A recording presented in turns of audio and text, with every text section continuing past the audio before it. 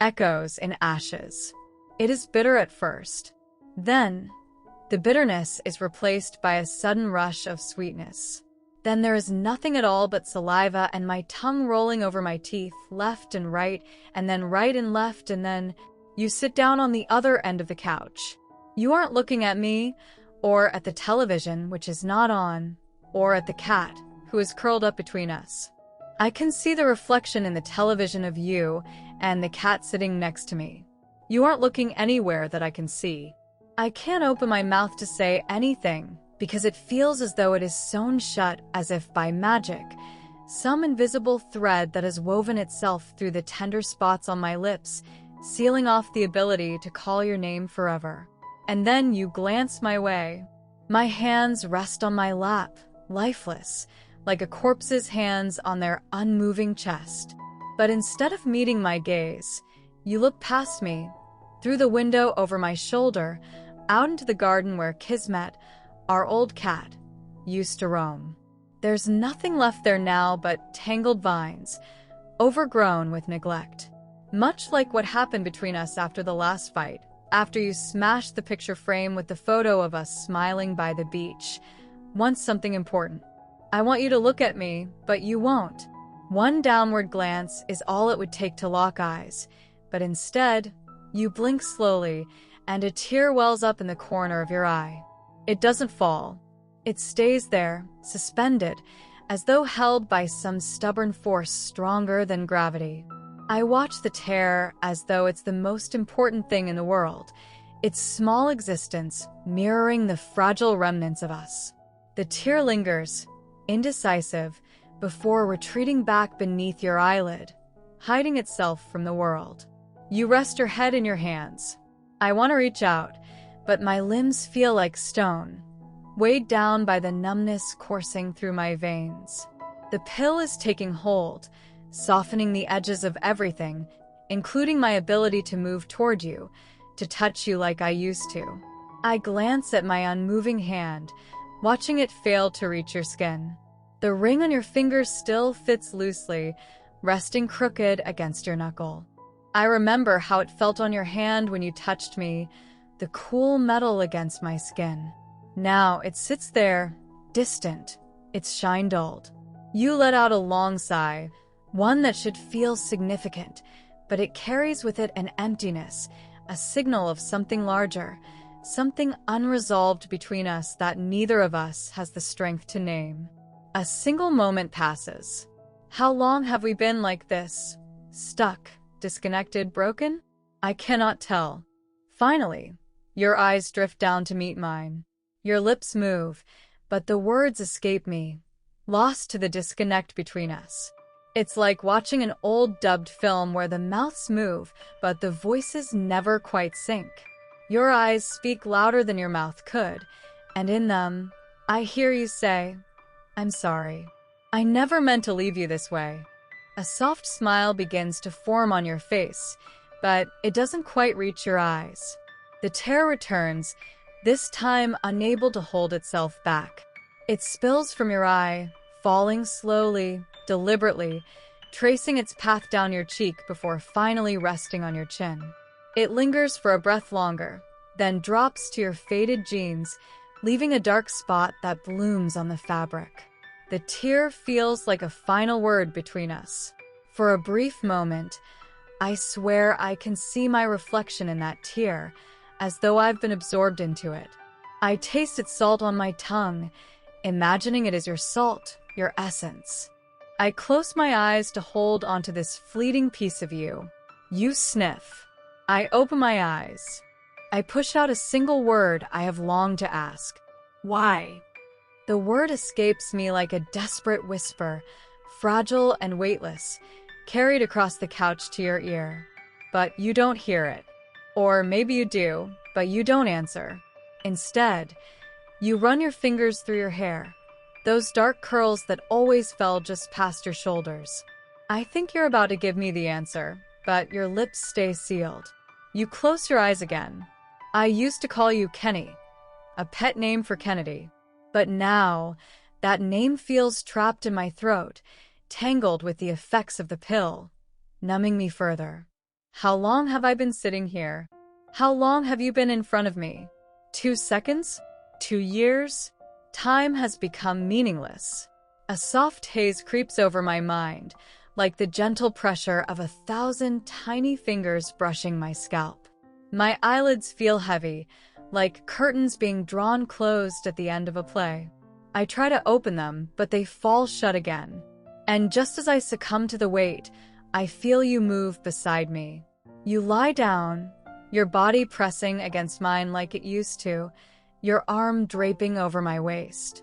Your fingers slip inside the waistband of my jeans, just as they did when we'd fall asleep together after long nights of quiet arguments that never found resolution.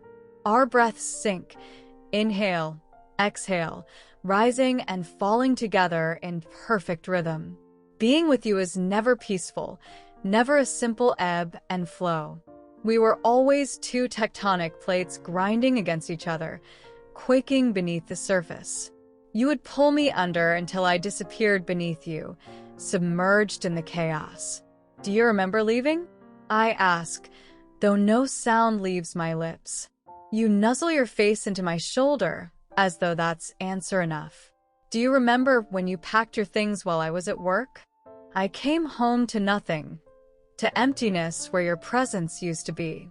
That night, I threw away my toothbrush, convinced you or your friends had done something petty, something cruel, like dip it in the toilet before leaving.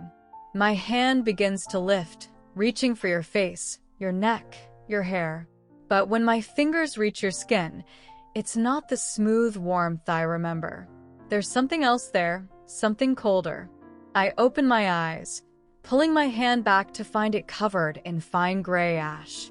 I rub my fingers together, watching the ash fall onto my lap. I turn my head to look at you, but your body is dissolving, your face melting into the pillow like a fading memory. I sit up, my hands shaking. There is no ash. There is only my skin, my hands devoid of yours. You're gone. There's just me on the couch, the bitterness of the pill still lingering in my mouth. A tear wells in my eye, and this time, I catch it in my palm.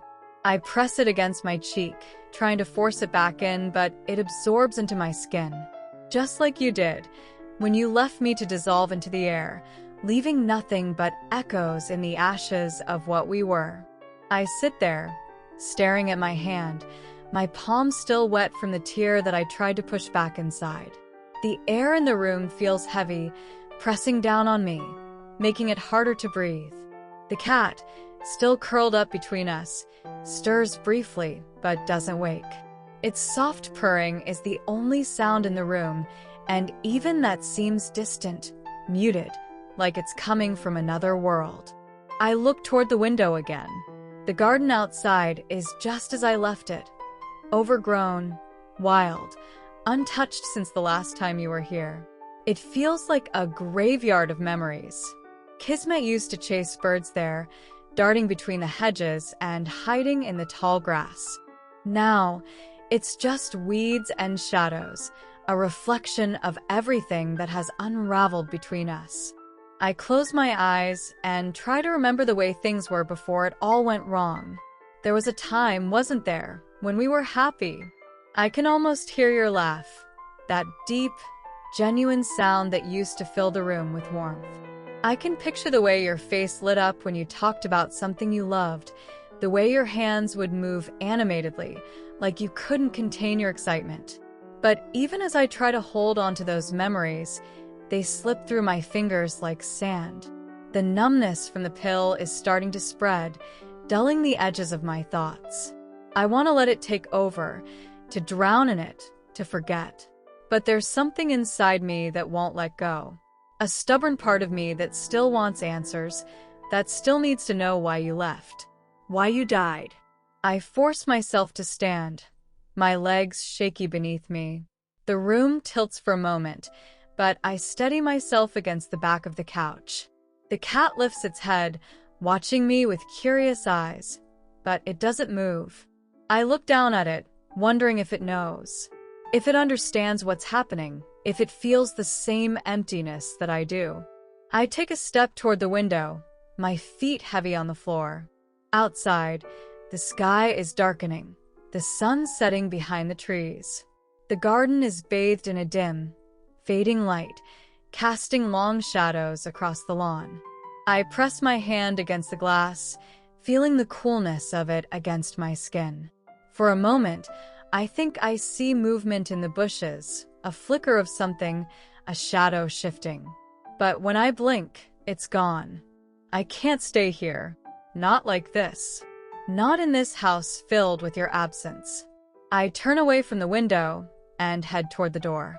My hand hesitates on the doorknob, a part of me still clinging to the hope that you might be on the other side, that if I just opened the door, you'd be standing there, alive and whole, ready to come back inside and make everything right again.